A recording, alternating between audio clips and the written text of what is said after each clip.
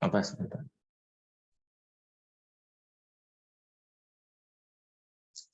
Ya, saya ingin mengabarkan bahwa 1 minggu ini ya rasanya saya tidak akan mengajar terlebih dahulu, ya, karena memang sedang mempersiapkan berkas akreditasi. Jadi termasuk untuk hari ini saya tidak mengajar. Ya. Jadi nanti kalian saya berikan tugas untuk pertemuan hari ini. Ya. Sebentar saya buka dulu.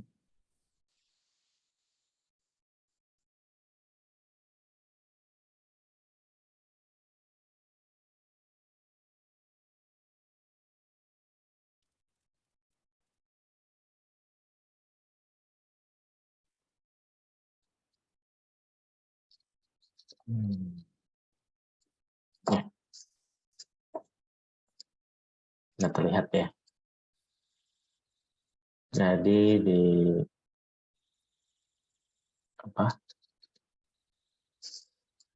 e-learning ini sudah saya upload nih untuk kegiatan atau materi pertemuan yang keempat, untuk materi yang keempat dan kelima nih. Untuk yang minggu depan sekalian tanggal 20 kan minggu depan. Nah, untuk materi dan 4 kelima ini kalau saya tidak salah di kontrak itu pertama berbicaranya keempat itu adalah kualitas, ya. Kualitas bahan obat. Lalu untuk materi kelima itu adalah standarisasi bahan obat. Ya. Nah, ini saya jadikan satu materinya. Jadi materi keempat dan kelima ini kalau kalian lihat itu sama, ya. Itu sudah saya gabung. Jadi materi 4 dan 5 itu intinya sama slide-nya, intinya PPT ini sama. Hanya saja saya menaruhnya di 2 minggu, tanggal 13 ini dan tanggal 20. Ya. Nah, di halaman terakhir itu ada tugas. Ya, ada tugas. Jadi tugas bentuknya kuis, ya, bentuk kuis. Jadi nanti kalian kerjakan di jam pelajaran saya ini. Jadi sekalipun saya nggak masuk, kamu tetap dikasih tugas di jam pelajaran ini. Ya. Nah, nanti ada kuisnya kurang lebih 7 soal kuis. Ya. Jadi kamu kerjakan, tulis tangan, kemudian foto atau scan, kemudian upload. Ya. Beri nama filenya dengan susunan nama, kelas, dan NIM ke forum ini. Sudah bikin forumnya nih. Ini forumnya jatuh temponya Kamis tanggal 13 Oktober 2022 jam 6 sore. Nah, kalau tidak salah pertemuan kita sampai jam 6 kan ya hari ini ya? Ya betul jam 6. Sampai jam 6 sore. Jadi ini saya tutup jam 6 sore di sistem. Setelah bisa kalian lihat nanti ya. Nah, jadi kurang lebih seperti itu ya. Yang bisa saya kabarkan kalian. Jadi kemungkinan ya minggu ini saya belum bisa mengajar terkait dengan minggu depan. Nanti saya kabari lagi, karena kembali lagi saya harus bertanya pada wakil ketua 1 ya, apakah saya nanti mengajar atau tidak. Pendekatannya kurang lebih seperti inilah sampai saat ini. Ya. Jadi bisa dipahami nggak tugasnya untuk hari ini? Dan materinya udah saya upload untuk 2 minggu ya. Silakan kalau ada yang mau tanyakan. Yang Bapak upload materi 4 ya Pak. Ini ada tugas 7 soal benar Pak? Iya. Benar kan? Iya Pak, oke Pak. Ya. Dikumpulkannya hari ini ya Mbak Seli ya. Batasnya sampai jam 6. Jam 6, iya baik Pak.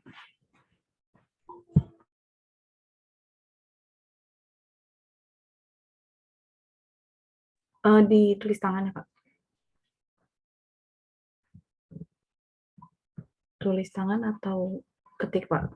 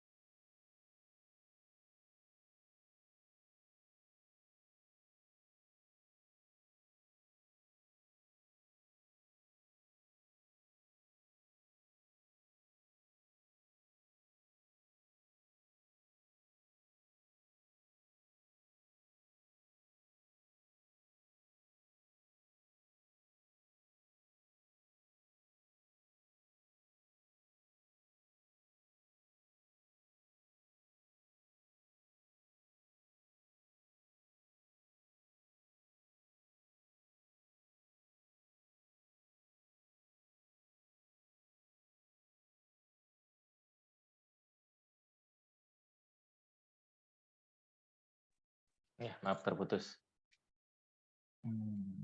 Siapa? Iya Pak, jadi Ya. tugasnya itu 7 soal ditulis tangan atau boleh diketik Pak?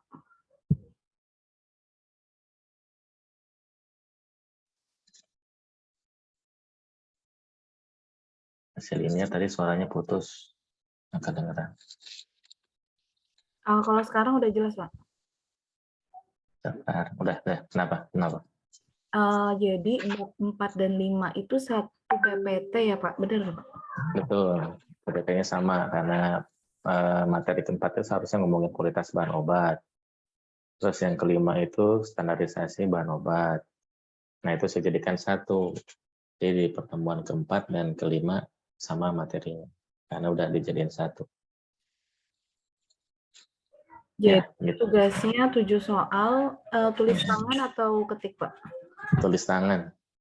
Ditulis tangan, dikumpulin hari ini. Batasnya sampai jam 6 sore. Materinya, jawabannya, maksudnya jawaban dari kuis itu ya di slide itu. Cari di slide-nya. Gampang kok. Nggak susah. Oke Pak, baik. Nah, Iya. Ini si absen ya, sekarang ya. Oke, kalau sudah paham, sekarang saya absen.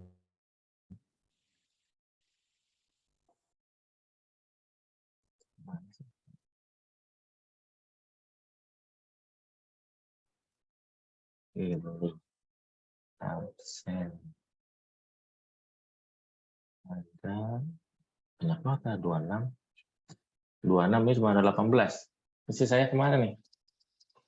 Nggak di absen berarti ya, sisanya ya? Masih mungkin belum masuk Zoom Pak. Ayo Mas Romli, aja cepetan kasih tahu. Ya, lagi dikabarin Pak nih. Saya lagi woro-woro Pak.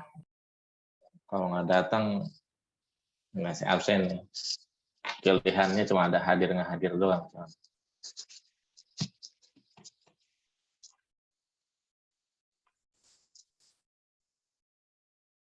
Kalau 26 berarti total harus sampai 28. 3 menit lagi ya, Mas Romli ya, tahu ya. Nanti Iya Pak, baik Pak. 16.35 saya tutup nih.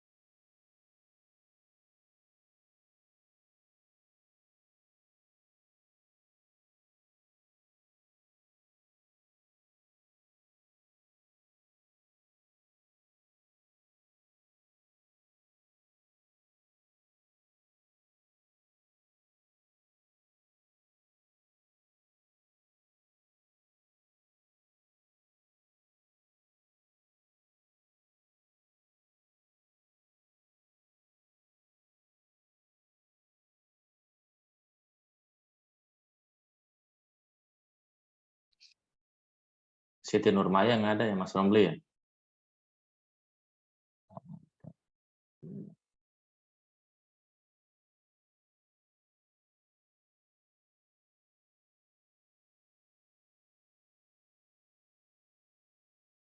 Sri Amalia Majid nggak ada juga. Ada, Pak. Oh, ada. Siti Nurmaya ada. Ya, kalau nggak nyebut berarti ada. Iskandar. Iskandar.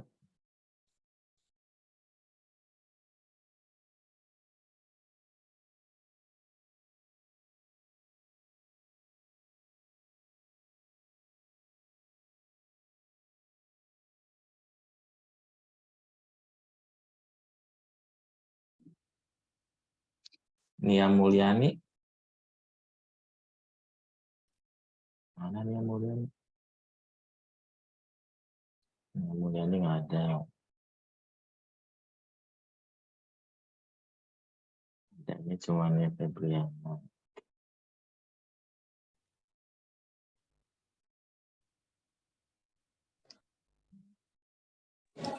Pak Ananda hadir, Pak. Apa? Saya Ananda hadir, Pak. Ananda. Ya ada. Udah di absen. Nanyanya Nia Mulyani. Setia. Mana jadi lupa. Pak Septi Berta hadir.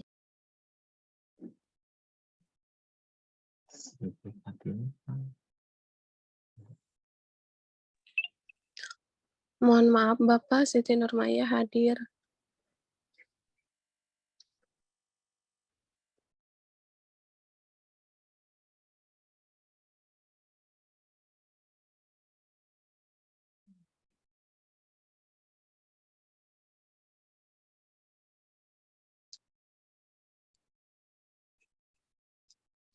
Nia Mulyani nggak ada ya?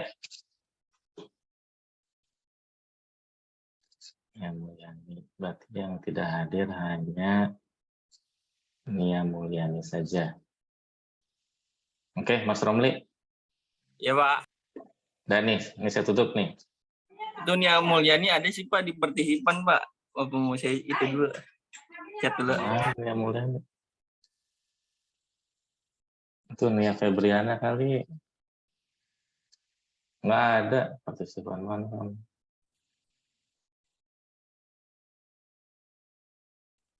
Nah, iya Pak, nggak ada lagi. Di sini nianya kuadrat. Ada 2. Iya Pak, nggak ada Pak. Bapak salah lihat kali. Coba diingetin lagi, coba Mbak nianya. Oke Pak.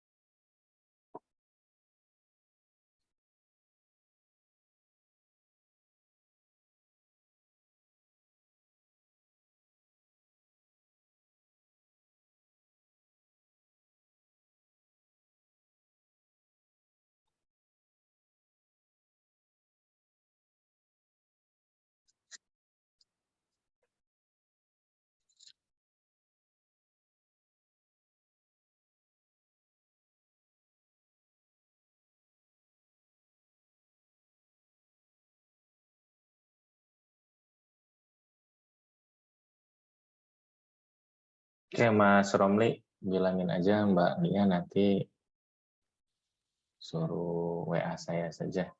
Ya. Oke, baik.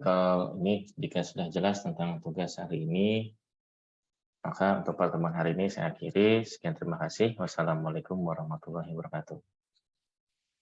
Waalaikumsalam warahmatullahi wabarakatuh, Pak. Waalaikumsalam.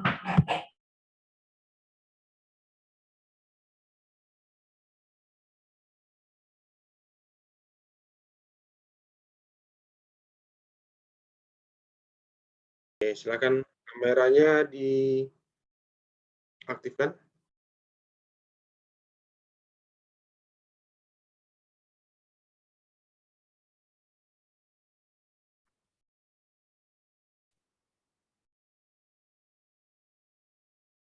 Yuk, yang lain. Oh iya, malam ini kita ada teman baru ya. Ada Ratri Riviana ya. Iya, Bapak izin. Baru malam ini mulai untuk ikut di kelas ini juga. Silakan, mungkin Ratri ada yang mau disampaikan, perkenalan ke teman-teman. Baik, Pak. Terima kasih Bapak sebelumnya. Assalamualaikum warahmatullahi wabarakatuh. Waalaikumsalam warahmatullahi Warahmatullahi Eh, wabarakatuh. Saya Ratri Riviana Rahmawati. Saya bekerja, saya maaf, mohon izin Pak, baru masuk sekarang karena telat daftar Pak. Oke. Kemudian, iya, kemudian saya bekerja di Puskesmas Kelurahan Malakasari, Kecamatan Durensawit Pak. Saya dulu background-nya itu dari SMP langsung SMF IKIFA, lulusnya tahun 1995, kemudian lulus D3 Poltekkes Farmasi itu tahun 2011. Nah, baru melanjutkan S1 farmasinya saat ini, Pak. Saya bekerja sudah 25 tahun di Puskesmas sebagai PNS, Pak. Terima kasih, Pak. Duduk 5 tahun, luar biasa Iya, ya. Oke, selamat bergabung ya. terima kasih, Bapak. Ya, jadi untuk teman-teman yang lain, kita ada teman baru dan harapannya nanti kita kan Ratri baru join banget nih ya. Selama ini untuk materi biologi molekular, kita dalam perkuliahan selalu melibatkan mahasiswa untuk student centris ya namanya. Artinya tidak hanya dari dosen yang menyampaikan ya materinya, tapi memang dari mahasiswa yang nanti akan diskusi dalam kelompok untuk membuat materi dan mempresentasikan. Jadi setiap kuliah seperti itu nanti saya akan tambahkan, dan di dalam materi yang nanti akan dibaca untuk UTS tetap materi yang saya upload ya. Karena dari mahasiswa kadang-kadang ada yang lebih lengkap, ada yang kemana-mana juga ya, banyak gitu. Takutnya terlalu luas juga ya, terlalu banyak, sehingga saya akan batasin juga beberapa pemahamannya ya. Nah, Baik, Bapak.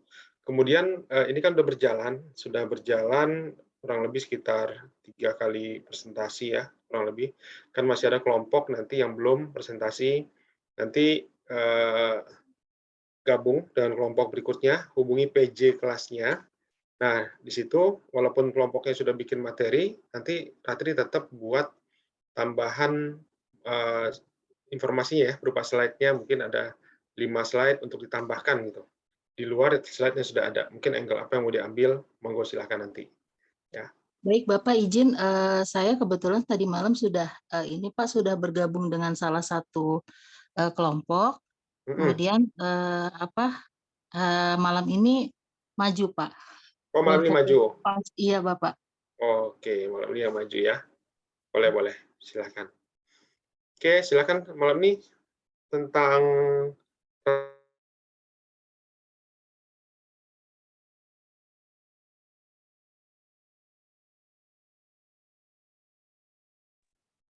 Bapak nggak freeze ya, Pak?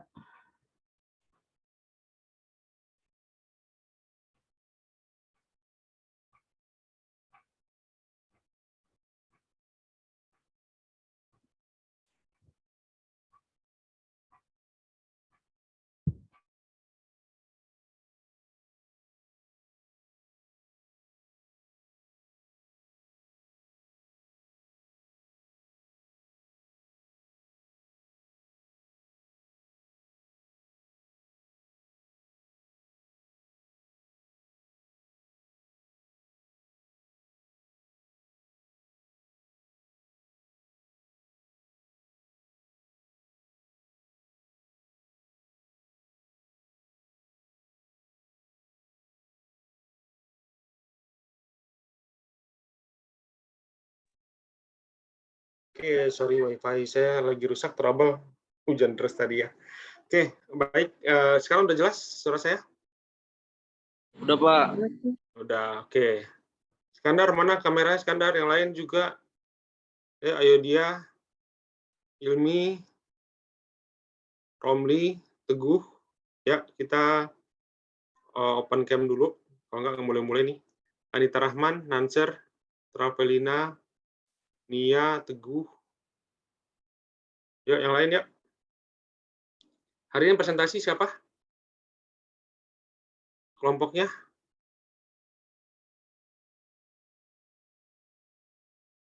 Kelompok Teguh, Pak. Kelompok Teguh ya. Teguh?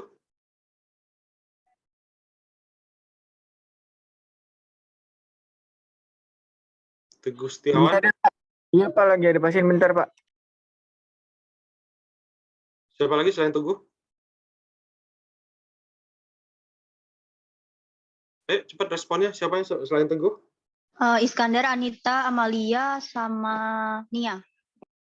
Iskandar, Anita, Amalia, sama Bu Ratri. Nia. Sama Ratri satu lagi ya. Oke, silakan yang lain yang akan presentasi slide-nya siapa? Betulan Teguh Pak. Aduh, dia lagi ada pasien lagi. Hanya dia yang pegang slide atau yang lain juga pegang nggak?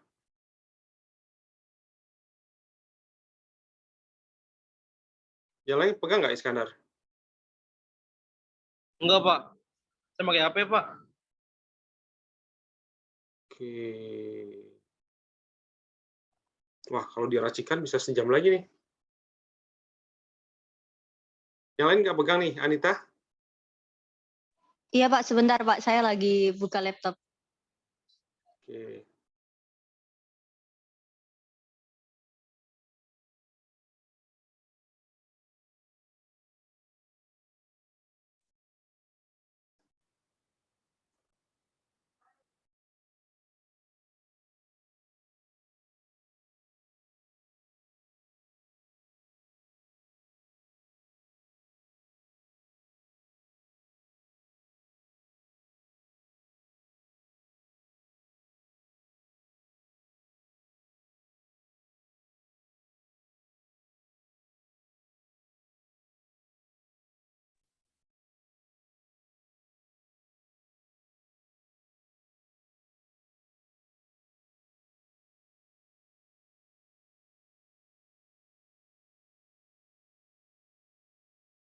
Kalau untuk presentasi, tolong dipersiapkannya itu agak lebih, artinya gini, walaupun kita yang presentasi offline, jangan hanya ada di laptop, tapi ada juga di dalam flash disk kah, di email mungkin. Jadi kalau ada yang bermasalah, ada yang trouble, salah satunya kita masih bisa download dari email. Kita masih buka dari WhatsApp mungkin ya. Kita kirimin di grup teman-temannya, jadi semuanya bisa. Nggak hanya di dalam satu orang. Kalau presentasi, kemudian audionya udah siap, misalnya ya, terus kita kelabakan, panik tuh. Aduh, slide-nya nggak ada. Slide-nya kebuka, wah itu udah jatuh mental banget tuh. Pasti udah kacau tuh presentasinya. Nah, sekarang pun juga sama nih. Materinya cuma ada di Teguh sendiri. Jadi siapa yang akan presentasi? Ini dari handphone lagi kan? Bisa nggak di-share slide-nya?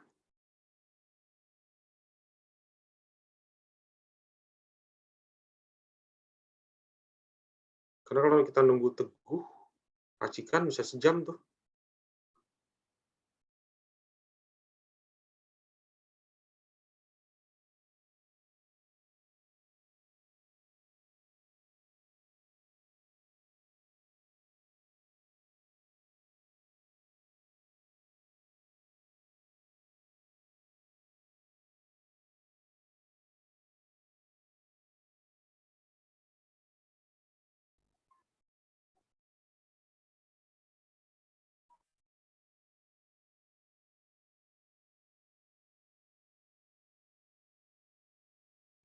Saya izin share screen ya Pak.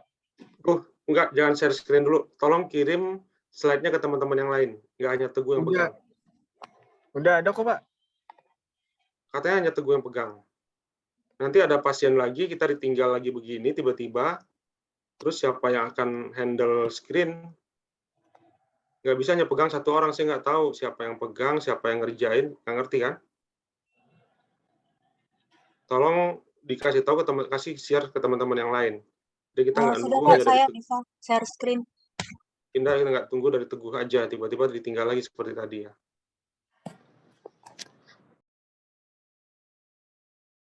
Oke, Kita bisa silakan. share screen, Pak. Ya udah, ayo sekarang.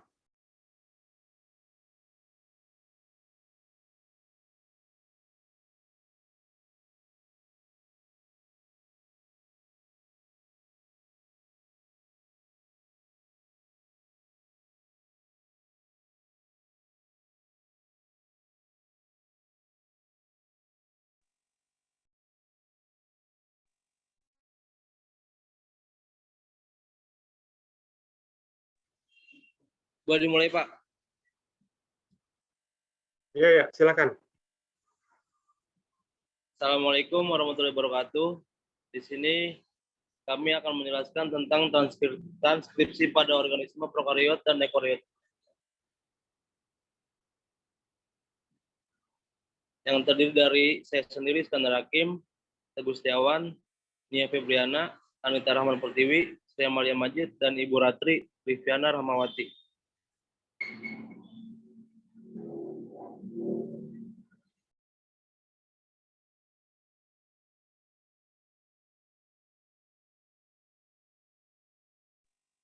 Transkripsi merupakan bagian dari rangkaian ekspresi genetik. Pengertian asli transkripsi adalah alih aksara atau penyalinan. Di sini yang dimaksud adalah mengubah teks DNA menjadi RNA. Sebenarnya yang berubah hanyalah hanya basa nitrogen timinia di DNA yang pada RNA diganti asli. Komponen transkripsi terdiri dari DNA dan enzim RNA polimerase.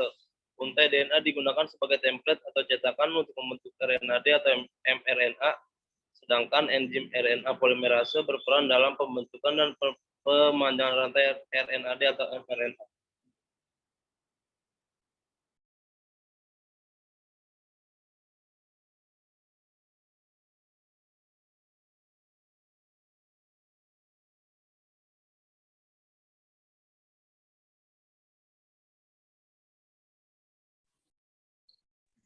Jadi Dr. Sel Karin. prokariot dan sel eukariot. Di sini ada gambar dari contoh dari sel prokariot, yaitu terbagi menjadi kapsul, dinding sel, membran sel, sitoplasma, ribosom, plasmid, pili. Terus di sini ada yang seperti ulat, itu namanya flagellium nucleate. Terus untuk sel eukariotika itu ada terbagi dari retikulum, endoplasma kasar, ribosom, nukleoplasma, nukleus membran inti, itu terdiri dari nukleus. Terus ada aparatus, Golgi, sentriol, lisosom, sitoplasma, sama retikulum endoplasma halus.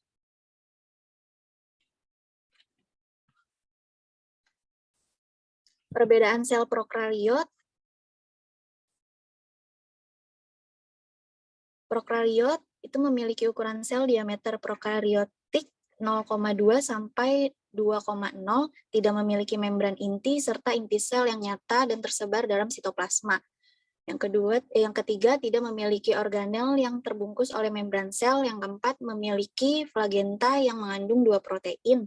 Yang kelima, memiliki glikokalit dalam lapisan lendir atau kapsul. Yang keenam, memiliki dinding sel yang cukup kompleks dan mengandung peptidoglikan.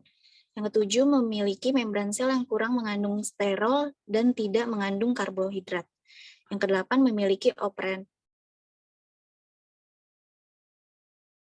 Selanjutnya akan dibacakan oleh Anita. Perbedaan sel eukariot. Yang pertama, memiliki ukuran sel diameter prokariot 10-100. Memiliki nukleus atau inti sel yang nyata karena dilingkupi oleh membran inti.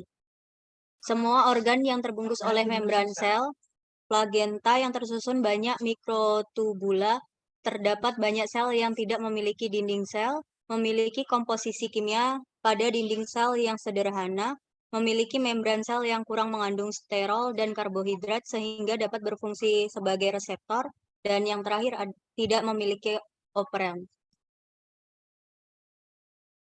Mekanisme transkripsi prokariot. Pada prokariot, transkripsi dimulai dengan penempelan RNA polimerase coenzim pada bagian promoter suatu gen. Pada awal penempelan, RNA polimerase masih belum terikat secara kuat dan struktur promoter masih dalam keadaan tertutup. Selanjutnya, RNA polimerase akan terikat secara kuat dan ikatan hidrogen molekul DNA pada bagian promoter mungkin terbuka atau membentuk struktur open promoter kompleks. Pada prokariot RNA, polimerase menempel secara langsung pada DNA di daerah promoter tanpa melalui suatu ikatan dengan protein lain. Selanjutnya bisa dilanjut, Teguh. Untuk transkripsi prokariot, untuk lanjutannya dalam proses penempelan promoter tersebut, subunit O berperan dalam menemukan bagian promoter suatu gen sehingga RNA polimerase dapat menempel. Diduga proses pengenalan suatu promoter oleh RNA polimerase diawali dengan penempelan enzim tersebut secara tidak spesifik pada molekul DNA. Untuk selanjutnya, RNA polimerase akan mencari bagian DNA yang mempunyai struktur khas suatu promoter. Struktur khas tersebut berupa suatu kelompok ikatan hidrogen antara kedua untaian DNA pada posisi 35 sampai -35 dan -10. Kecepatan suatu polimerase dalam menemukan promoter diperkirakan mencapai 1000 pasangan biasa per detik.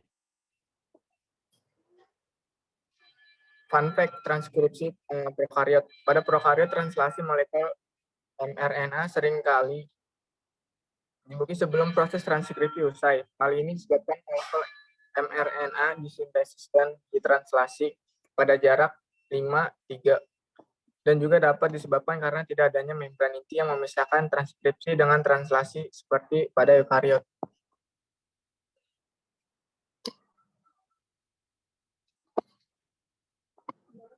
Untuk selanjutnya, Bu Ratri bisa dilanjut. Selanjutnya, mekanisme transkripsi eukariot. Pada prokariot, gen terdiri atas 3 bagian utama, daerah pengendali atau promoter, bagian struktural, dan terminator.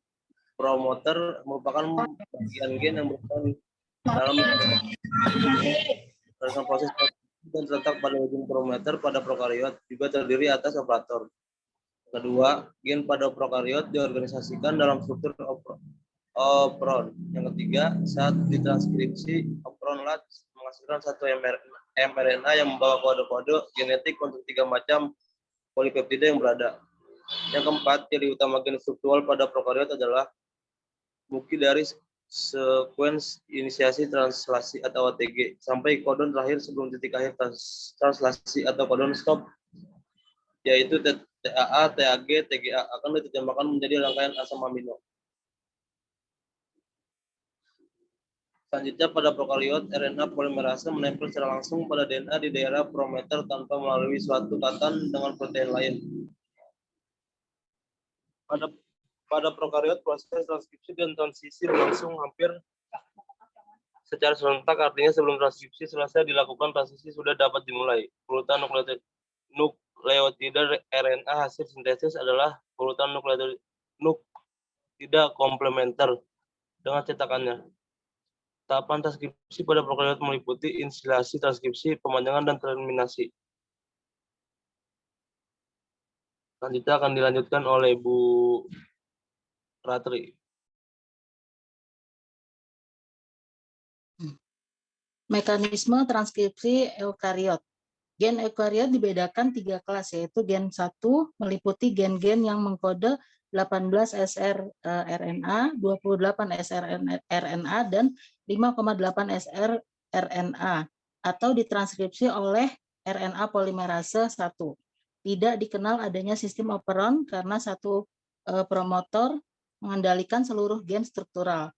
Gen pada eukariot bersifat monosistronik, artinya satu transkrip yang dihasilkan hanya mengkode satu macam produk ekspresi. Atau satu mRNA hanya membawa satu macam rangkaian kodon untuk satu macam polipeptida. Pada gen struktural eukariot, keberadaan intron merupakan hal yang sering dijumpai meskipun tidak semua gen eukariot mengandung intron. Lanjutnya, mekanisme transkripsi eukariot. Mekanisme transkripsi pada eukariot pada dasarnya menyerupai mekanisme pada prokariot. Proses transkripsi di awal atau diinisiasi oleh proses penempelan faktor-faktor transkripsi dan kompleks enzim RNA polimerase pada daerah promoter. Pada eukariot, proses transkripsi dan translasi tidak berlangsung secara serentak. Transkripsi berlangsung di dalam nukleus, sedangkan translasi berlangsung di dalam sitoplasma atau ribosom. Gen eukariot mempunyai struktur berselang-seling antara sekuens yang mengkode suatu urutan spesifik ekson dan sekuens yang tidak mengkode urutan spesifik atau intron. Selanjutnya akan dibawakan oleh salah satu mungkin teman saya. Mohon izin, belum kenal semua.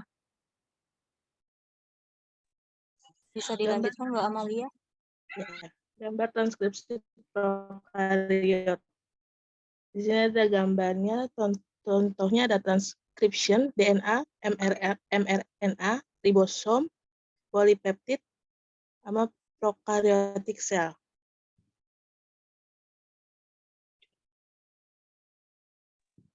Gambar transkripsi eukariot. Pada eukariot, transkripsi RNA atau transkrip primer atau pre-mRNA dimodifikasi sebelum menjadi mRNA. Gambarnya seperti yang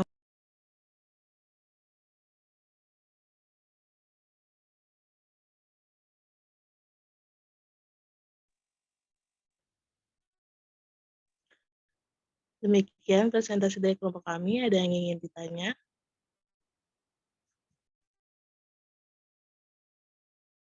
Ya, oke, terima kasih. Ya, sudah presentasi ya tentang transkripsi. Silakan dari kelompok lain bisa memberikan pertanyaan secara langsung ya. Mau bertanya boleh, Pak? Boleh, Sally. Pertanyaannya, di manakah terjadinya transkripsi pada sel prokariotik dan juga sel eukariotik? Lokasinya di mana gitu ya, terjadi proses transkripsi ini. Iya, betul, Pak. Oke, ditampung dulu atau langsung jawab? Izin menjawab, Bapak. Ya, silakan, Patri. Transkripsi pada sel eukariot terjadi itu dan berlangsung itu di dalam nukleus. Sedangkan pada prokariot itu terjadinya proses transkripsinya itu di dalam sitoplasma. Terima kasih. Oke, tempatnya di situ ya. Ada di nukleus, ada yang di sitoplasma, gitu ya. Intinya di dalam sel itu salah satu proses terjadinya transkripsi tadi. Kejawab, mungkin Sally, atau ada tambahan pertanyaan lagi? Udah cukup, Pak. Kenapa? Iya, cukup, Pak. Cukup ya. Oke, yang lain mungkin silakan. Atau ada yang masih bingung, ini proses apa sih? Oke, jelimet banget. Tapi kalau paham tujuannya apa, kemudian manfaatnya apa, proses ini dilakukan, itu sebenarnya sih simpel ya. Coba mungkin yang lain silakan bergulir dulu pertanyaan-pertanyaannya, nanti kita akan bahas. Nanti saya juga ada videonya nggak dari kelompok ini?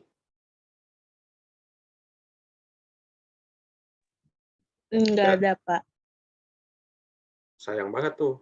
Harus nanti dicari ya videonya, supaya nanti kita bisa lihat banyak banget tentang transkripsi ini, supaya nanti bisa lihat dengan bahasa-bahasa yang mungkin lebih awam, banyak tuh di dalam YouTube atau yang lain-lain ya, supaya nanti kita semakin punya gambaran.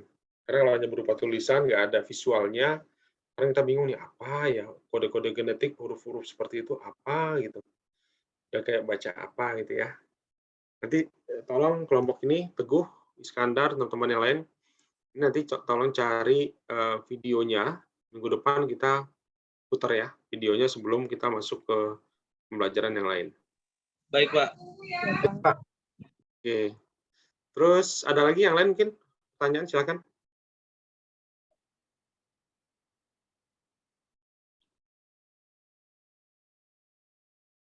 Panjangan mana sih antara DNA dengan RNA? Lebih panjang mana?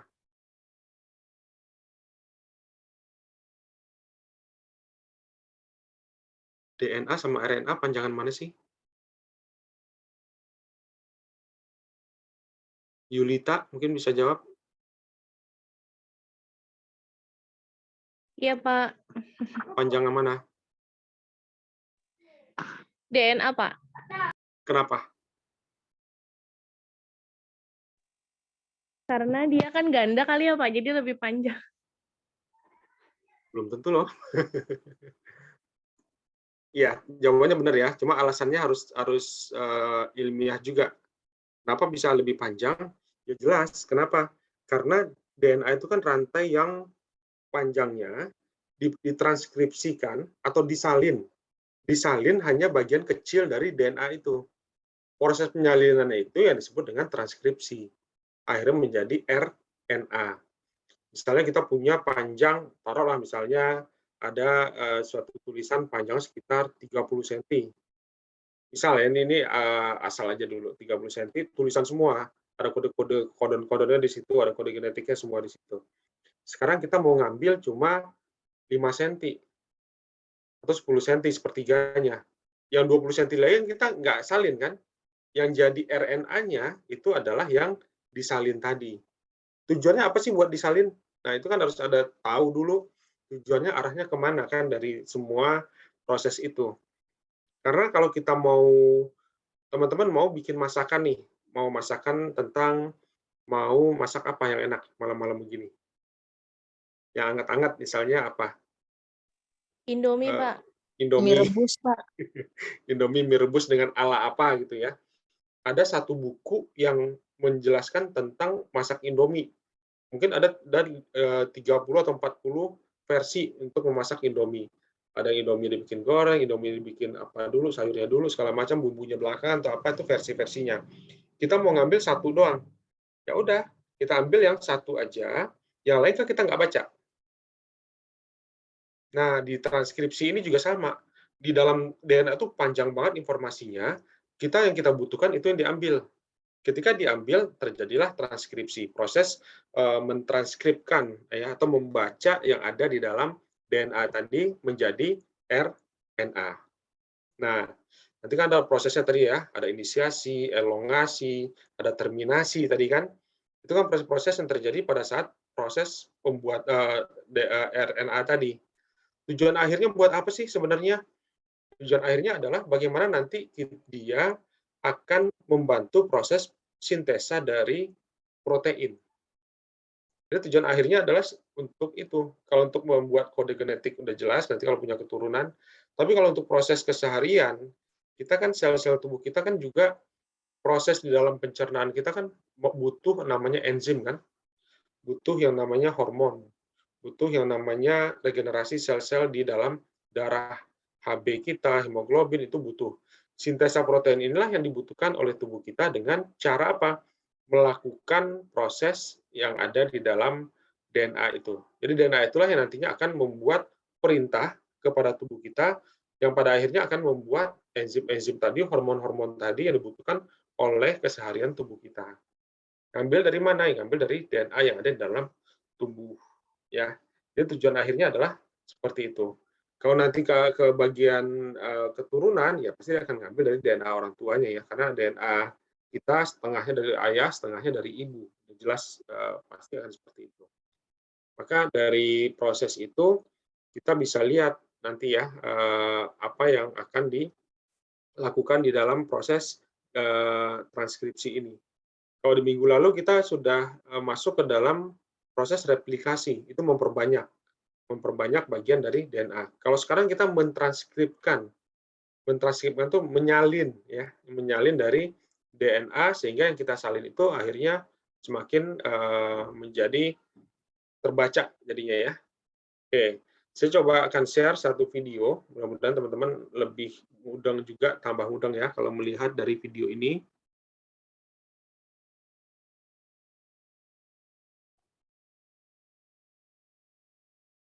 Oke, sebentar, saya share dulu.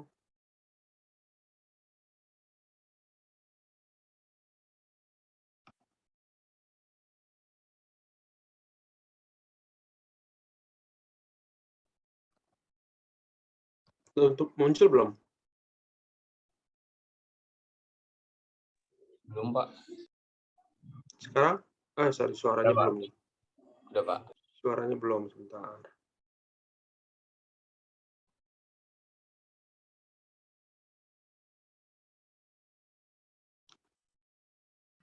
Halo semua, pada Suaranya muncul? Udah, Pak. kesempatan kali ini kita akan membahas proses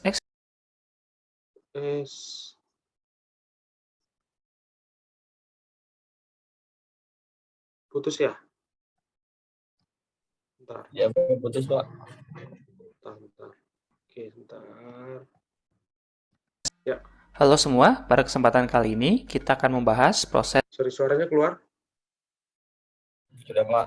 Ya, Silakan. yang paling awal, yaitu transkripsi DNA. Proses ini adalah penyalinan DNA sebagai salinan asli menjadi bentuk RNA. Sebelum kita lanjutkan, perkenalkan terlebih dahulu saya Cecep. Selamat datang di Ceherang. DNA merupakan molekul yang menyimpan informasi genetik dari suatu makhluk hidup. DNA menentukan identitas dari makhluk hidup, misalnya apakah makhluk hidup itu bakteri, tanaman, atau manusia, serta berisi instruksi respon makhluk hidup terhadap lingkungannya. Misalnya apakah makhluk hidup itu dapat berfotosintesis, menghindari zat berbahaya, atau melakukan perkembangbiakan. Semua instruksi tersebut informasinya berada di molekul DNA. Nah, bagaimana cara sel membaca dan mengeksekusi instruksi tersebut? Langkah awal dari cara tersebut adalah melalui transkripsi, yakni seperti disebutkan sebelumnya, menyalin DNA ke dalam bentuk molekul RNA. Kenapa DNA harus disalin terlebih dahulu ke RNA? Terdapat beberapa penjelasan. Pertama, bahwa saat sel membaca instruksi dari DNA, tidak berarti seluruh segmen DNA harus dibaca. Hanya sebagian dari DNA saja yang disalin. Kita ketahui di dalam sel, DNA disusun mulai dari bentuk kromosom, kromatin, dikemas demikian rupa sehingga informasi yang sangat banyak ini dapat muat di dalam sel.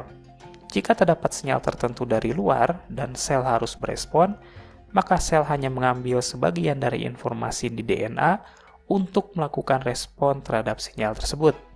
Seperti ada buku mengenai resep masakan, apabila kita ingin membuat menu makanan tertentu, kita hanya cukup membaca bagian buku yang berisi resep cara membuat makanan tersebut.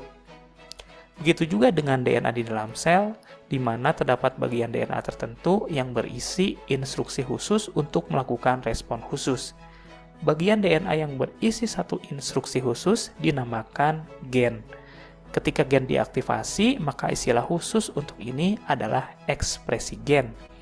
Nah, langkah awal ekspresi gen inilah di mana gen yang terdiri dari susunan DNA kemudian ditranskripsikan atau disalin menjadi bentuk RNA.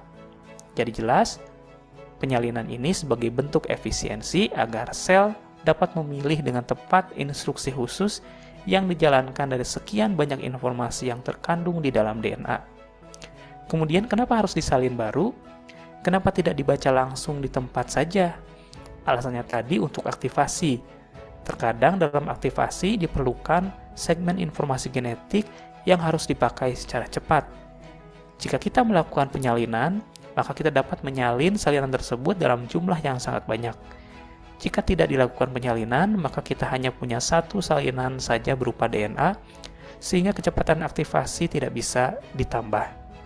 Begitu pula apabila kita akan menghentikan aktivasi atau ekspresi dari gen, sel cukup menghancurkan salinan RNA yang dibuat sebelumnya. Ketika salinan ini semuanya hancur, maka gen yang sebelumnya aktif menjadi tidak aktif. Oke, saya ingin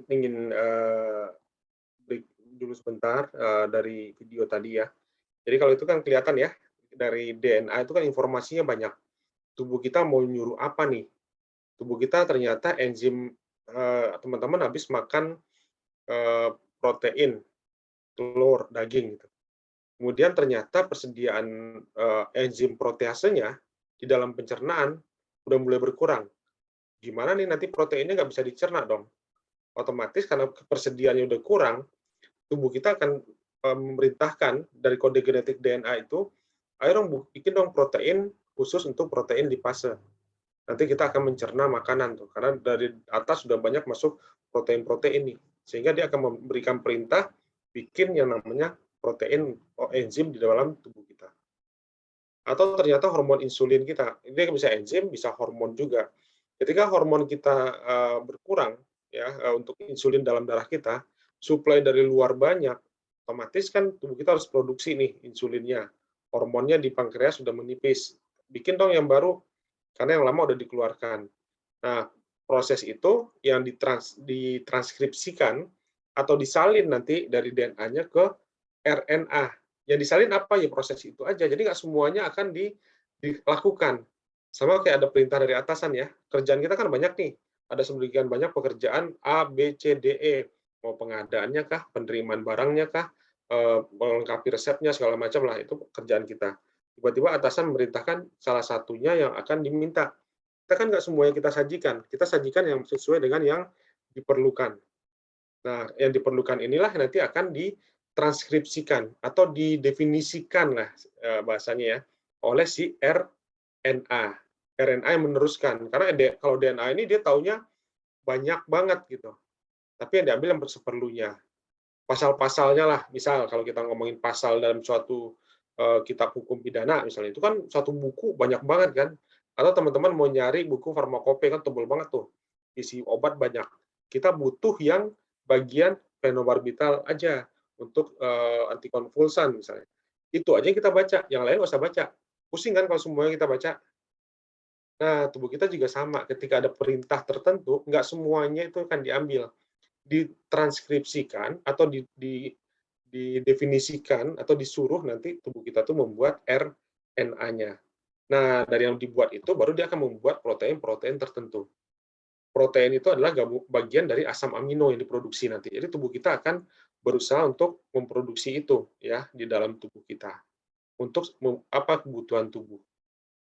Buat tumbuh-tumbuhan bisa untuk proses fotosintesis juga mereka. Buat manusia prosesnya banyak ya, pertumbuhan. Kalau anak-anak kan dia ada butuh pertumbuhan, itu kan tetap butuh yang namanya proses ini ya. Kita lanjutkan dulu videonya. Selain itu, pada eukariota, gen terdapat di inti sel. Agar dapat diekspresikan, diperlukan informasi genetik ini dibawa ke dalam sitoplasma.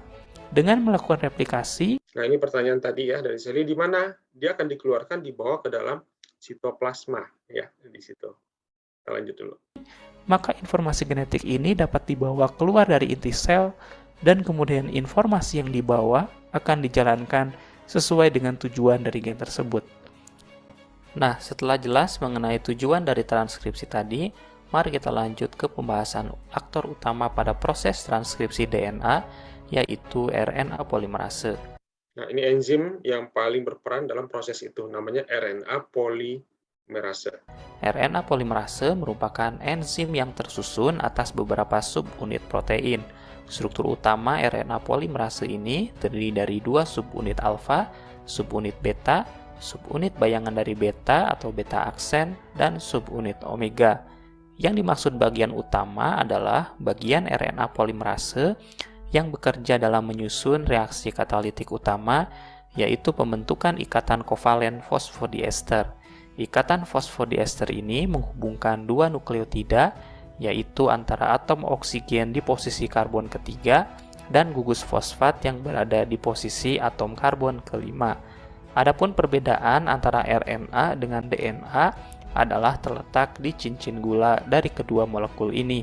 RNA memiliki struktur cincin gula berupa ribosa, sedangkan DNA memiliki cincin deoksiribosa, di mana ribosa kehilangan satu atom oksigen di posisi karbon nomor 2, sehingga namanya berubah menjadi deoksiribosa, yang artinya ribosa yang kehilangan atom oksigen.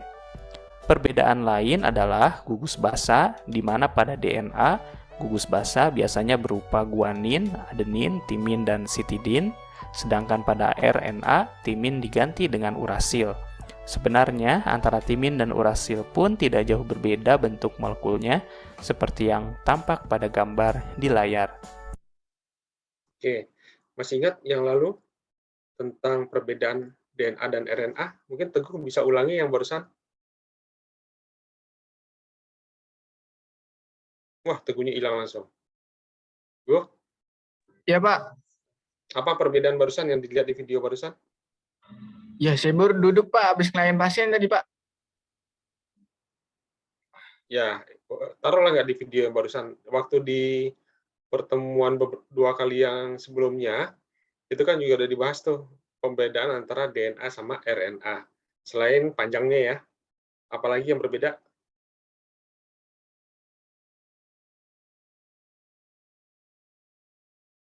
Lupa? Ada yang bisa? Lupa, Pak. Barusan videonya ditonton nggak? Saya baru duduk, Pak, habis ngelayanin tadi, Pak. Oke, yang lain? Iskandar bisa? Sama Pak, saya baru duduk tadi Pak. Saya ngelainin juga Pak, maaf. Oke, sayang ya waktunya. Dari bahasa nitrogennya ya Pak. Gimana, Pido? Bahasa nitrogennya. Ya, bahasa nitrogennya gimana? Kalau DNA kodifikasi kan dia ATGC, kalau misalkan di transkripsi ini dia AUGC. AUGC, berarti ada apa yang digantikan di situ? Timinnya diganti dengan urasil. Timin diganti dengan urasil. Oke, itu dari bahasa nitrogennya. Jadi emang perbedaannya urasil diganti dengan timin di RNA. Di RNA itu nggak ketemu timin, adanya urasil. Guanin, adenin, sama sitosin ada, tapi timinnya nggak ada, adanya urasil. Sedangkan di dalam DNA itu pakainya timin, bukan urasil. Itu bahasa-bahasa nitrogennya, penyusunnya ya. Tadi Mala mau jawab kayaknya, apalagi Mala selain itu? Tadi kan dari bahasa nitrogennya. Satu lagi yang membedakan antara DNA dan RNA apa? Sama Pak, tadi mau ngomong yang bahasa nitrogen. Tadi mau ngomong itu ya. Gula pentosanya, Pak. Gula pentosanya, gimana Sel? Kalau DNA itu deoksiribosa atau dia kehilangan oksigen. Kalau yang RNA itu ribosa. Ribosa, ya. Artinya dia tidak kehilangan atom oksigennya di dalam pentosanya ya, dalam molekul gulanya. Jadi itu dua perbedaan krusial tuh dari DNA dan RNA. Saya berusaha untuk ulang-ulang lagi. Kenapa? Karena biar teman-teman nggak semakin jauh, nanti semakin bingung. Harus tahu dulu perbedaan dua hal ini, kemudian tahu juga nanti prosesnya seperti apa, ya, supaya mudeng lah. Takutnya dianggap nih terlalu sulit. Padahal kalau dilihat, ngerti prosesnya, ngerti perbedaannya dari awal, itu akan lebih nyambung ke sananya nanti. Nanti ada proses translasi, nanti seperti apa lagi tuh, ya. Itu kan banyak. Ekspresi gen tadi udah ada juga mengaktifkan gennya. Ini sebenarnya nanti banyak yang berhubungan dengan obat-obatan ujung-ujungnya ya, obat-obatan. Misalnya kita pengen dia menghambat proses, ini salah satu contoh dulu ya, menghambat terbentuknya asam lambung. Itu udah ada obat-obatan sekarang digunakan untuk rekayasa seperti ini. Dia menghambat faktor transkripsinya. Kalau yang lain kan hanya menghambat pompa proton kan, menghambat pompa proton, menghambat asam H2-nya sehingga asam lambungnya tidak terbentuk. Oh, sekarang ternyata udah ada loh obat-obatan yang berfungsi untuk menghambat faktor transkripsinya. Sehingga faktor transkripsinya dihambat, kode genetik dari tubuhnya, dari DNA ini tidak memerintahkan nanti untuk pembentukan asam lambung. Itu berguna loh buat obat-obatan, bahkan lebih bagus dibandingkan dengan PPI. Itu udah ada obat-obatan seperti itu. Mungkin teman-teman di apotek ada yang melihat seperti obat-obatan Redasit, mungkin pernah dengar? Jualan namanya Redasit. Kimia Farma pasti ada tuh. Iya Pak, ada Pak. Ada ya. Nah, itu udah sampai ke ekspresi gennya tuh. Ekspresi dihambat, ekspresi gennya, prosesnya itu asam lambungnya dihambat, itu prosesnya sama dengan yang tadi. Ada proses transkripsinya, ada messenger RNA di situ yang bekerja untuk mengirimkan pesannya. Nanti pada akhirnya asam lambungnya akan terhambat produksinya. Bahkan lebih bagus dibandingkan dengan penggunaan PPI dari sisi manfaatnya ya. Itu sudah diteliti juga di RSCM, itu sudah ada penelitiannya. Jadi sangat berhubungan dengan obat-obatan nantinya ini ya. Bahkan ke depannya kalau bisa ini dikembangkan terus, obat-obatan yang digunakan seperti ini itu akan bisa nantinya diharapkan bisa membantu perbaikan dari organ yang rusak. Selama ini kan kalau organnya sudah rusak ya mau gimana lagi, udah rusak nggak bisa diapa-apain biasanya kan. Kalau memang udah parah banget ya dilakukan transplantasi. Tapi kalau dengan menggunakan rekayasa seperti ini, lama-lama bisa didapatkan loh nanti obat-obatan yang justru bekerja langsung pada organ targetnya. Ya. Oke, saya lanjut lagi videonya. Struktur utama dari RNA polimerase ini terjaga atau identik di antara berbagai kingdom makhluk hidup. Di sini kita bisa menduga bahwa struktur utama ini sangat penting sehingga tidak mengizinkan terjadinya perubahan struktur akibat mutasi. Hampir bisa dikatakan bahwa mutasi pada bagian struktur utama ini bersifat letal atau mematikan. Kita lihat di sini antara bakteri, archaea, dan eukariota memiliki bangun struktur utama RNA polimerase yang identik. Tampak pada gambar diwakili bagian berwarna biru. Strukturnya sama baik di prokariota, archaea, maupun eukariota. Adapun perbedaan yang muncul terjadi dikarenakan pada organisme yang lebih kompleks, yakni archaea dan eukariota, mendapat penambahan subunit tambahan, di mana eukariota memiliki struktur tambahan subunit yang paling banyak. Dari perbandingan ini, kita dapat melihat bagaimana evolusi struktur RNA polimerase dari makhluk sederhana ke makhluk yang lebih kompleks. Seperti dijelaskan tadi bahwa reaksi yang dikatalisasi oleh RNA polimerase adalah dengan membentuk ikatan fosfodiester antara dua gugus nukleotida. Di sini pada kristalografi tampak bagaimana enzim menempatkan dua gugus nukleotida di situs katalitik enzim. Dengan menempatkan reaktan sedemikian rupa dan dibantu oleh kofaktor berupa ion magnesium, maka reaksi pembentukan ikatan kovalen fosfodiester dapat dibentuk oleh RNA polimerase. Mari kita lanjutkan pembahasan kita ke tahapan proses transkripsi DNA. Secara umum tahapan transkripsi DNA terdiri dari 3. Pertama adalah tahap inisiasi, di mana proses ini terjadi saat RNA polimerase berikatan ke bagian promoter dari gen. Kejadian ini merupakan sinyal untuk DNA dibuka, sehingga enzim bisa membaca urutan basa dan membuat salinan basa DNA dari gen menjadi RNA. Kedua adalah elongasi, yaitu proses pemanjangan RNA hasil transkripsi. Satu persatu nukleotida. Kalau inisiasi ini proses awal, pada saat enzimnya baru berikatan ke bagian promoter, bagian awal dari gen itu. Jadi nanti si enzimnya membaca dari DNA-nya, apa yang mau akan dibaca, kode-kode apa yang mau dibaca. Udah kebaca, nanti baru lanjut ke proses pemanjangan. Jadi DNA-nya akan, ingatnya ini aja, inisiasi kan inisial itu kan awal. Kalau elongasi, gampangnya long, panjang gitu. Jadi memanjangkan dari RNA itu dari yang sebelumnya, ya.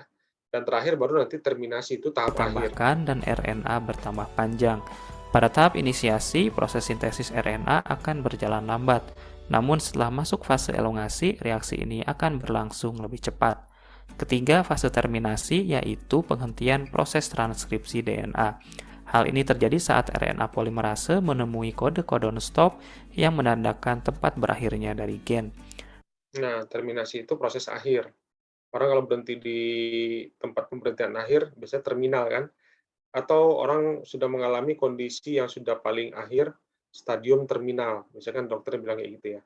Sama, ini udah menghentikan proses transkripsi, dia katakan udah selesai karena ada kode-kodenya menyatakan stop di situ, makanya udah selesai. Ya, itu Mari kita prosesnya. lebih detail membahas mengenai fase Pembahasan inisiasi. satu-satu. Untuk lebih memudahkan, kita mulai dari tahap sederhana, yaitu inisiasi transkripsi DNA pada bakteri. Di tahap awal inisiasi, pada dasarnya, sel harus mengetahui letak dari gen yang harus ditranskripsikan. Dari serangkaian kode informasi di dalam DNA, sel harus memilih bagian DNA yang tepat untuk ditranskripsikan. Ternyata terdapat sistem kode di dalam DNA yang menjadi petanda awal mula dari suatu gen. Kode ini terdapat di bagian DNA non-coding. DNA non-coding adalah bagian DNA yang tidak ditranskripsikan. Dahulu bagian non-coding ini dinamai sebagai DNA sampah atau junk DNA. Ya, kalau yang di sini kan misalnya tadi panjang nih, yang tadi saya katakan misalnya 30 cm, yang 10 cm-nya ditranskripsikan. Ditranskripsi itu artinya itu yang ditranskripkan atau yang disalin. Yang lainnya kan nggak disalin. Nah, dulu yang nggak disalin ini disebut dengan sequence non-coding, tidak di-coding atau disebut juga dengan junk DNA. Itu istilah dulu, karena belum diketahui fungsinya. Ternyata fungsi utamanya mereka ini itu untuk meregulasi semua proses yang ada. Mereka yang ngatur nantinya untuk mau jadi apa gitu. Setelah dilakukan proses yang transkripsi ini. Ini sequence non-coding ini yang tidak dikodekan atau tidak ditranskripsikan. Karena waktu itu, fungsi dari DNA non-coding ini belum diketahui. Tentu saat ini kita tahu bahwa hal ini merupakan istilah yang salah. Bagian DNA non-coding ternyata memiliki banyak fungsi penting, terutama sebagai regulator ekspresi dari gen. Fungsi dari DNA non-coding ini tergambar dari proporsinya berbanding dari DNA yang dikodingkan. Sebagai gambaran, 20% dari total genom DNA prokariota dari bakteri adalah DNA non-coding. Adapun genom manusia, 98% berupa DNA non-coding. Dampak regulasi dari DNA non-coding ini dapat terlihat pada individualisasi setiap manusia. Kita tahu bahwa setiap orang memiliki karakter yang khas. Hal ini diperankan oleh fungsi DNA non-coding, misalnya mengatur perbedaan antara individu seperti warna rambut, tinggi badan, kontur kulit, bentuk wajah, dan sebagainya. Banyak dari mekanisme khusus ini yang masih perlu diteliti dan dipelajari. Nah, seperti disinggung sebelumnya, pada DNA non-coding ini terdapat petanda alamat atau letak dimulainya gen. Jadi ketika sel mencari tahu letak dari gen yang akan diaktifasi, maka sel akan mencarinya di bagian non-coding dari DNA yang letaknya tidak jauh dari gen tersebut berawal. Selain sebagai petanda letak gen, bagian non-coding yang paling dekat dengan suatu gen juga menandakan titik dimulainya transkripsi. Ini adalah bagan yang menggambarkan hubungan posisi gen dengan area DNA non-coding di sekitarnya. Di sini perhatikan bagian strand DNA yang di atas yang merupakan coding strand, sedangkan yang di bawah adalah template strand. Kode yang menandakan titik awal suatu gen dinamakan promoter. Promoter letaknya di sisi sayap 5 aksen dari gen. Promoter ini terbagi menjadi 2 segmen di mana posisi promoter terdekat dengan gen sekitar 10 basa nukleotida dinamakan tata box. Dinamakan demikian karena di tempat tersebut terdapat pola nukleotida yang terdiri dari susunan nukleotida timin dan adenin yang berulang. Tata box ini penting karena bagian ini yang akan dikenali oleh faktor transkripsi. Pada bakteri, faktor transkripsi ini dikenal dengan faktor sigma, sedangkan pada eukariota dinamakan TBP atau tata binding protein. Adapun pada bagian yang kedua merupakan sinyal lanjutan dari tata box yang digunakan oleh faktor transkripsi untuk menandai awal mula dari gen yang akan ditranskripsikan. Di sini akan diperlihatkan proses urutan inisiasi transkripsi DNA pada bakteri. Dimulai dengan saat faktor transkripsi, yaitu faktor sigma mengenai regiopromoter dari gen. Saat faktor sigma mengikat bagian promoter, maka faktor transkripsi ini akan membantu docking atau penempelan enzim utama dari proses transkripsi DNA, yaitu RNA polimerase. Setelah docking, RNA polimerase kemudian akan menjalankan fungsi enzim helikase untuk membuka DNA. Jadi berbeda dari DNA polimerase, RNA polimerase dapat menjalankan proses helikase secara mandiri tanpa dibantu enzim helikase yang khusus. Setelah terbuka, kemudian proses sintesis RNA dapat dimulai. Setelah itu akan masuk ke fase elongasi. Saat inisiasi, waktu beberapa rantai RNA baru dibuat, kecepatan reaksi yang dijalankan oleh RNA polimerase berjalan lambat. Apabila tidak ada hambatan dan RNA yang baru terus memanjang, faktor sigma kemudian akan melepaskan diri. Setelah melepaskan diri, maka transkripsi masuk ke fase elongasi. Fase elongasi ini reaksi pembentukan dan pemanjangan RNA akan berjalan jauh lebih cepat. Kemudian transkripsi DNA akan masuk ke fase terminasi. Fase ini dimulai ketika RNA polimerase membaca bagian ujung dari gen. Bagian ujung dari gen ini unik karena RNA yang dibentuk dari salinan ujung gen ini akan membentuk struktur hairpin seperti pada gambar. Struktur ini akan mengubah struktur RNA polimerase seakan-akan mempersiapkan proses transkripsi untuk berhenti. Transkripsi DNA akan benar-benar berhenti ketika RNA polimerase sampai ke codon stop, yaitu antara UAA, UAG, atau UGA. Setelah sampai di codon stop, maka RNA polimerase maupun RNA yang dihasilkan akan dilepas. Baiklah, sekarang kita akan mencoba melihat bagaimana transkripsi DNA terjadi pada eukariota. Sebetulnya tahapannya secara garis besar sama, namun ada perbedaan yang cukup mencolok. Kita mulai dengan melihat proses inisiasi transkripsi DNA pada eukariota. Untuk promoter pada eukariota juga terdiri dari dua bagian, di mana di bagian yang paling dekat dengan gen berupa tata box. Perbedaannya terletak di faktor transkripsi. Pada bakteri atau prokariota, faktor transkripsi ini, seperti telah dijelaskan sebelumnya, hanya berupa satu protein tunggal, yaitu faktor sigma. Adapun pada eukariota, terdapat paling sedikit 6 jenis protein yang dinamakan kelompok faktor transkripsi umum atau general transcription factors. Pada tahap awal, faktor transkripsi umum yang masuk ke promoter dan berikatan dengan tata box adalah protein TF2D yang memiliki domain TBP atau tata box binding protein di protein tersebut.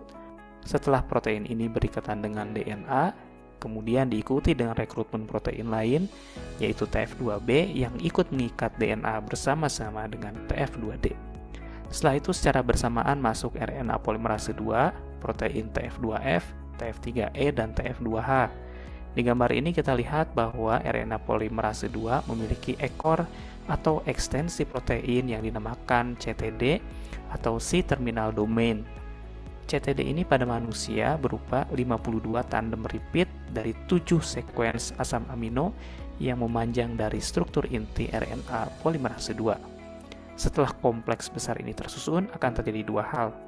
Pertama adalah fosforilasi atau penambahan gugus fosfat pada CTD, dan yang kedua mulainya aktivitas helikase dari RNA polimerase 2.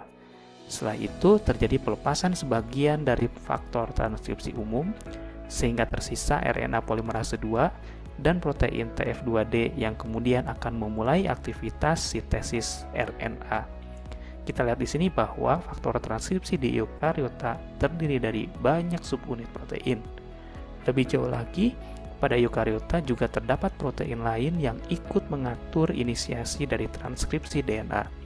Protein ini berupa mediator yang dipengaruhi oleh protein aktivator dari transkripsi, di mana protein aktivator ini mengikat terlebih dahulu bagian lain dari DNA.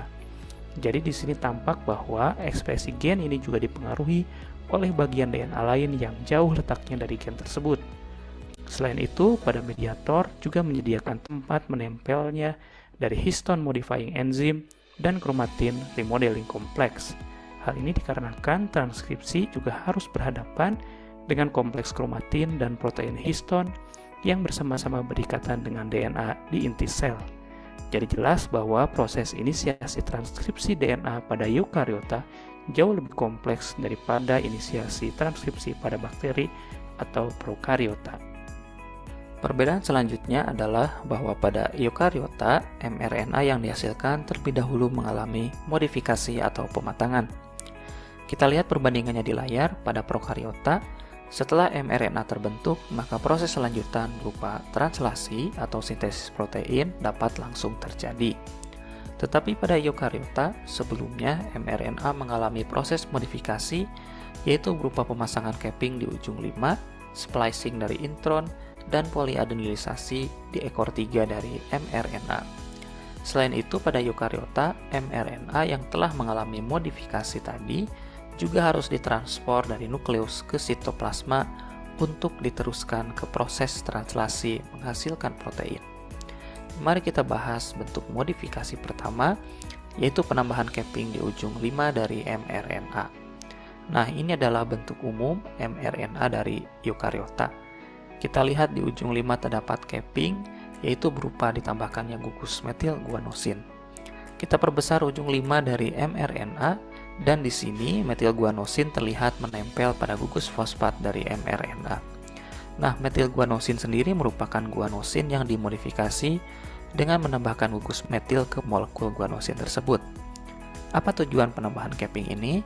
Salah satu peranannya adalah bahwa capping membedakan mRNA dengan RNA lain hasil dari RNA polimerase 1 dan 3. Dijelaskan secara singkat sebelumnya bahwa RNA polimerase pada eukariota ada 3, yaitu RNA polimerase 1, 2, dan 3. Ketiganya memproduksi RNA, namun untuk mRNA yang akan ditranslasikan menjadi protein, seluruhnya diproduksi oleh RNA polimerase 2. Adapun RNA polimerase 1 dan 3 tidak ditranslasikan menjadi protein, akan tetapi diarahkan baik menjadi riboprotein atau menjadi ribozim, misalnya RNA ribosom. Untuk lebih detail tentang ketiga RNA polimerase pada eukariota ini dapat disimak di link atau tautan artikel di pojok kanan atas dari layar.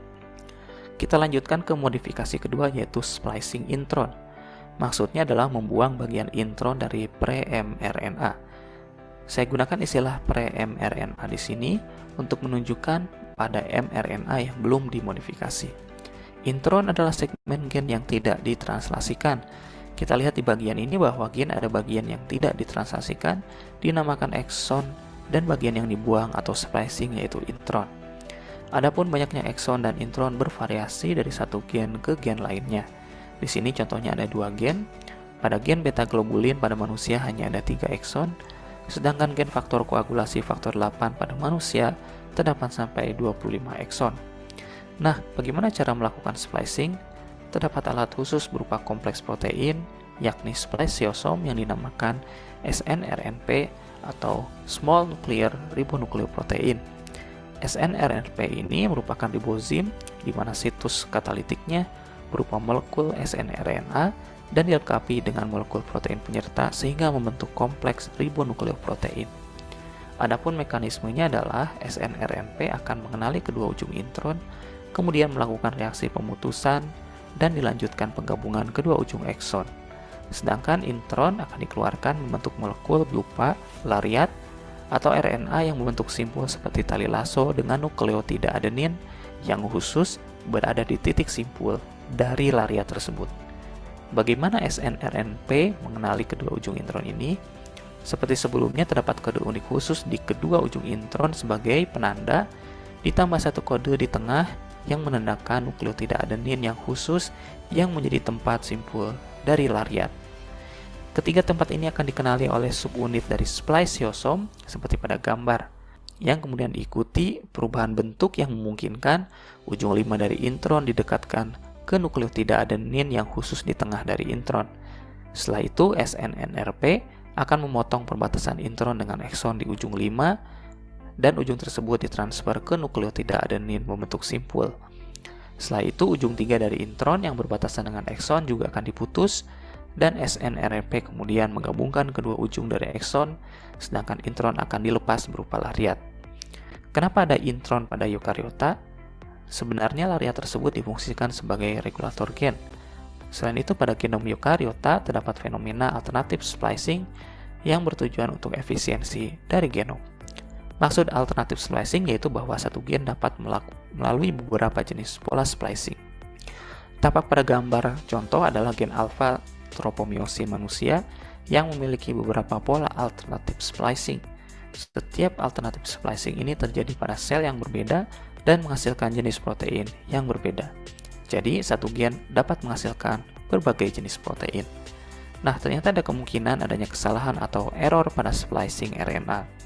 Terdapat 2 jenis kesalahan, yaitu exon skipping, di mana satu exon ikut terpotong dan terbuang, dan yang kedua, cryptic site splice selection, yaitu kesalahan tempat terjadinya memilih tempat splicing.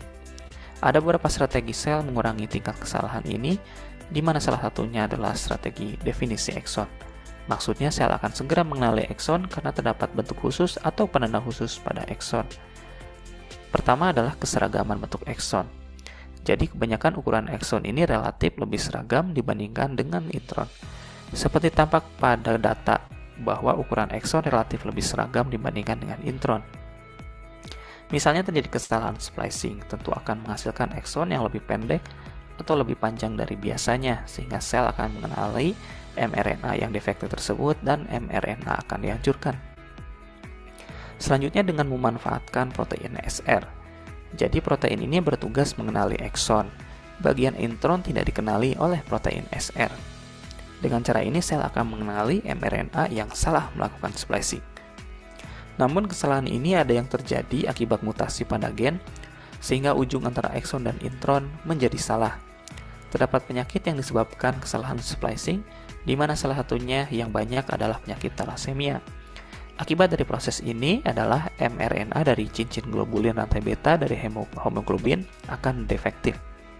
Akibatnya sel akan menghapus mRNA ini, dan pada akhirnya protein beta globulin menjadi sedikit atau tidak dihasilkan sama sekali, sehingga timbullah penyakit thalassemia. Kemudian kita lanjut ke modifikasi ketiga, yaitu poliadenisasi di ujung 3 dari mRNA eukariota. Proses ini menghasilkan struktur ekor mRNA berupa nukleotida adenin yang berulang sehingga dinamakan poly-A tail. Prosesnya adalah ujung 3 dari pre-mRNA akan dipotong. Ujung yang dipotong ini tidak sembarangan, namun sudah ada ciri bagian yang harus dipotong. Ujung ini biasanya kaya akan susunan nukleotida guanin urasil atau urasil. Ujung ini dibuang dan didegradasi, sedangkan di ujung 3 dari pre-mRNA tempat pemotongan akan ditambahkan adenin secara berulang membentuk poly-A tail dengan panjang sekitar 250 nukleotida. Nah, tidak lupa bahwa proses modifikasi mRNA, struktur yang berperan penting adalah CTD atau C-terminal domain dari RNA polimerase 2. CTD sempat disinggung di bagian inisiasi transkripsi dari eukariota dan merupakan protursi atau bagian yang memanjang dari inti RNA polimerase 2. Pada modifikasi mRNA, baik capping, splicing, maupun pembentukan poly-A tail, CTD merupakan tempat menempelnya enzim yang mengerjakan proses ini. Di gambar ini adalah bagian yang menjelaskan skema CTD pada proses capping dan splicing. Sedangkan pada bagian ini menjelaskan peran CTD pada polyadenilasi.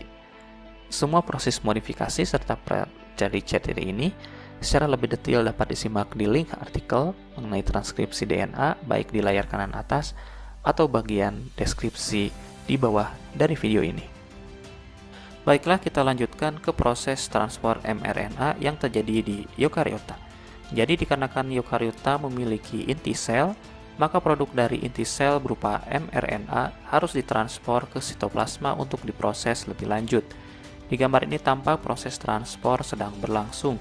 mRNA yang sudah matang dan kualitasnya sudah dicek akan ditransport ke sitoplasma melalui NPC atau Nuclear Pore Complex.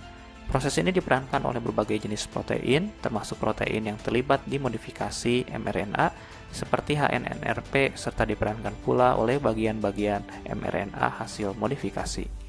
Jadi struktur yang dibentuk oleh sel ternyata memiliki banyak fungsi. Dalam hal transport, struktur protein ini berperan sebagai label untuk menyatakan bahwa mRNA telah matur dan siap ditransport, serta sebagai sistem guiding yang membimbing mRNA ke NPC. mRNA kemudian akan dibentuk sedemikian rupa agar dapat ditransport melewati NPC ke sitoplasma. Sebagian dari protein yang menempel ke mRNA akan ikut ditransport, sedangkan sebagian lain tetap berada di inti sel atau dilepas dari mRNA. Nah, setelah di sitoplasma, mRNA juga akan dikemas ulang, diberi label, dan dibimbing agar mengarah ke pusat translasi atau sintesis protein, yakni kompleks ribosom. Untuk proses lanjutan dari transkripsi DNA, yaitu translasi dan sintesis protein, akan kita bahas di video yang terpisah. Nah, akhirnya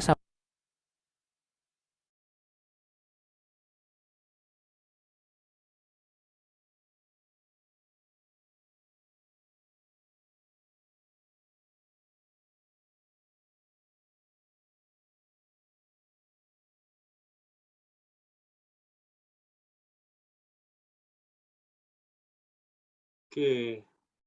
Teman-teman saya keputus nggak ya? Nggak ya? Oh, enggak. Oke.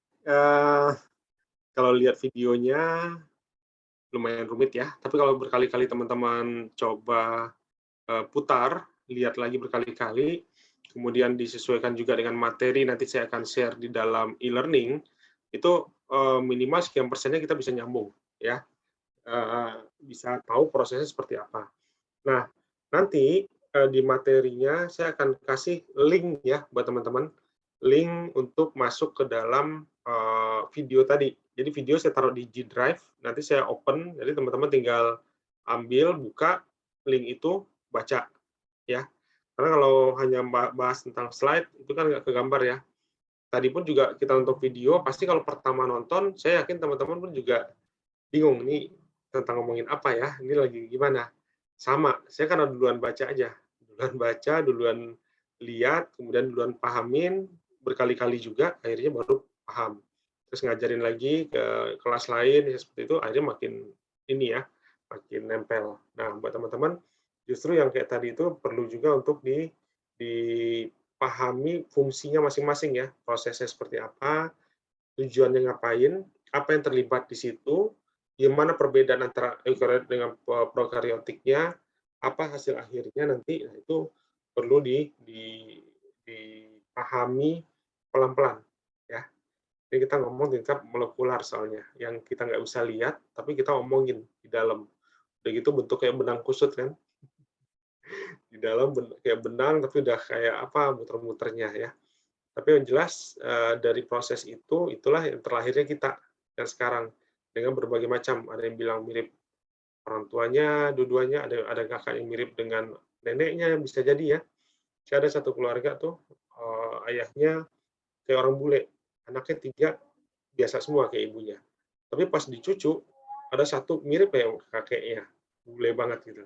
Rambut udah kayak orang Belanda itulah ya, rambutnya pirang, kulitnya juga putih banget gitu. Itu ke anaknya enggak, tapi kode genetik itu akan turun ke bawah, makanya menghasilkan kita ya. Kayak kemarin video yang pertama kali kita lihat, suami istri, suaminya dari kulit hitam, istrinya dari kulit putih, anaknya 2, yang satu persis kayak ayahnya, satu persis kayak emaknya. Tapi ada bagian-bagian tertentu rambutnya kayak emaknya, bapaknya beda lagi rambutnya untuk anaknya. Itu video yang kita lihat kemarin. Jadi itu proses ya yang ada di dalam tubuh untuk perlu kita pahami dalam mata kuliah ini. Ada pertanyaan teman-teman? Untuk transkripsi atau hal yang lain mungkin ya. Kalau minggu depan kelompok mana? Udah dipersiapkan belum? Minggu depan translasi siapa?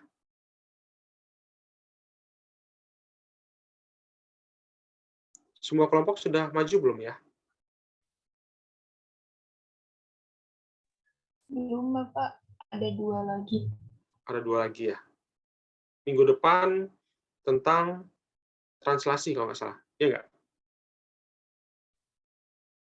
Minggu depan nanti teman-teman silakan dipersiapkan. Pastikan nanti ada video ya.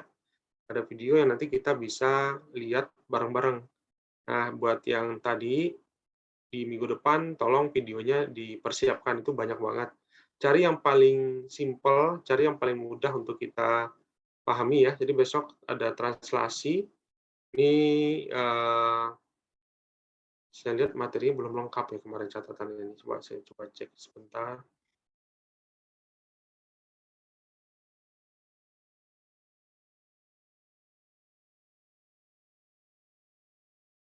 Minggu depan ada Azahira, Anissa, Ilmi, Silvi, Masal Sabila ya. Ini tentang translasi. Oke, kalau kemarin yang dikirim ke saya itu belum lengkap isinya. Udah ada yang lengkapnya belum? Nggak tahu apa yang di saya yang bermasalah atau gimana. Slide yang dikirimkan sebelumnya seperti ini. Coba tolong kelompoknya bisa lihat. Nah, ini kelompok yang Azahira, Anissa, Ilmi, Silvi, Salsabila. Ini isinya masih banyak yang kosong. Tuh. Kalau dilihat baru judul, saya nggak tahu apa salah kirim ke saya, atau di sayanya nggak bisa membaca nih. Di sini, nah hanya ini isinya. Prokaryotik, eukariotik, yang lainnya masih template yang kosong dari slide ini. Dari template ini. Nah, itu semuanya masih kosong. Benar yang ini atau ada yang terbaru?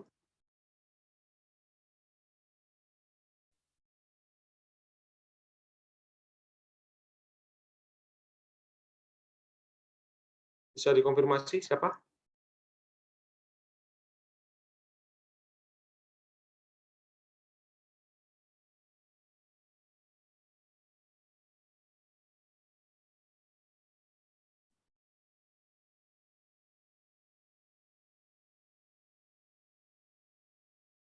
Azahira, Anissa?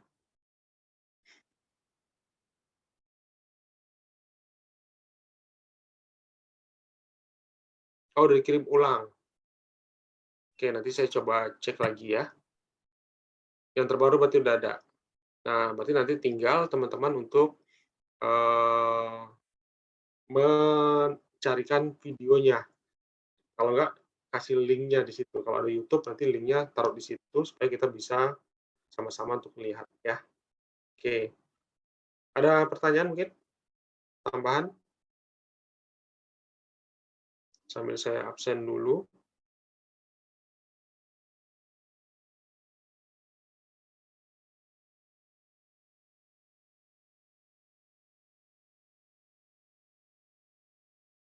Diah Ayu? Hadir, Pak. Oke.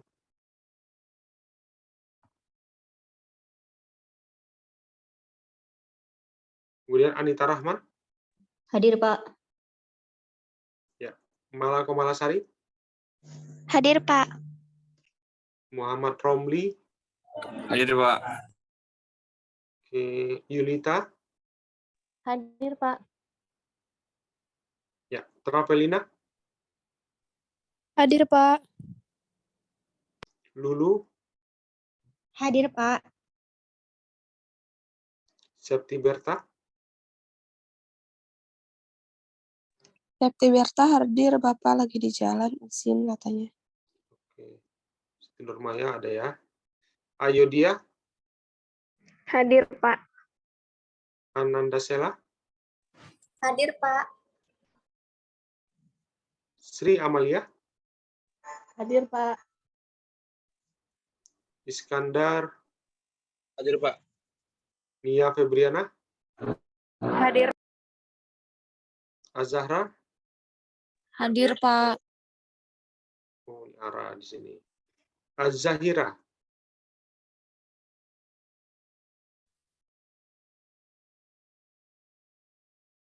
Mutiara Andini?